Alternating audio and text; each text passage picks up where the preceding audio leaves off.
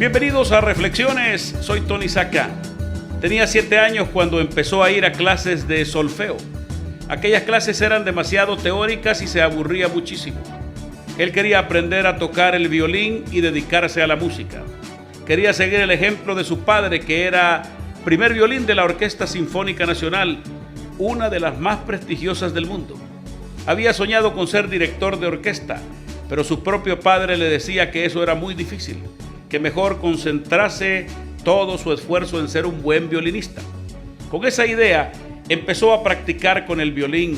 Practicó y practicó durante toda su infancia hasta llegar a la juventud. Sin embargo, sabía que jamás alcanzaría el nivel de su padre. Tal y como decían sus profesores, no era un virtuoso.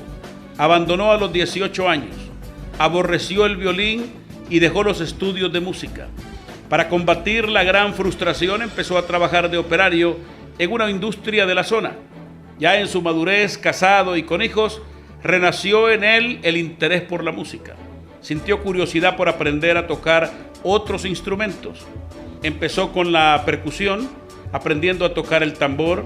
Después pasó a los platillos. Quería que su reencuentro con el que había sido su mundo fuera paulatino. De allí, animado, pasó al viento con el clarinete y después el fagot. Conforme iba descubriendo instrumentos, iba interesándose por descubrir el siguiente. Su idea era convertirse en un virtuoso de cuantos más instrumentos, mejor. En pocos años aprendió a tocar hasta 12. No consiguió ser un virtuoso en ninguno de ellos, pese a poner todo su empeño. Eso le provocó de alguna manera cierta desazón y a veces volvió a sentir frustración. Sin embargo, mientras aprendía a tocar cada instrumento, empezó a sentir la armonía. Tenía casi 50 años y por primera vez en su vida notaba cómo su mente iba equilibrando los sonidos de cada instrumento unos con otros. Fue entonces cuando cayó en sus manos la biografía de un director de orquesta extranjero de nombre impronunciable. Aquello le inspiró y le hizo buscar en el baúl de su memoria su ilusión de infancia. No iba a ser fácil, pero había llegado el momento de cumplir el sueño de su vida, ser director de orquesta. Fueron años duros de estudios, de ensayos y de búsqueda de oportunidades. Algunas puertas se cerraron, pero otras se abrieron. Vinieron los conciertos en los mejores escenarios del mundo, dirigiendo a las más prestigiosas orquestas.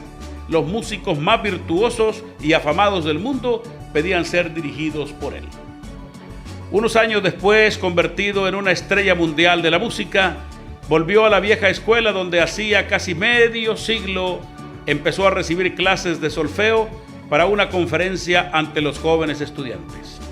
Tras la charla, en el coloquio, alguien le preguntó: ¿usted intentó sin éxito ser un profesional de cada instrumento que aprendió a tocar? ¿Se siente un fracasado por ello? Él se quedó pensativo, reflexionando durante unos segundos que consiguieron aumentar la expectación entre el abarrotado auditorio. Por fin dijo: no me siento un fracasado por ello. Al contrario, creo que fue la clave de todo lo bueno que después pasó en mi vida.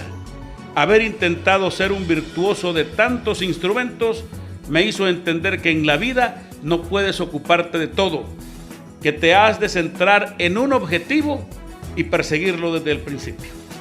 El enfoque es fundamental para concentrar nuestras energías y no dejar nada a medias, darle prioridad a lo que merece y reconocer aquello que más nos motiva. Dios bendiga a la tierra cuscatleca.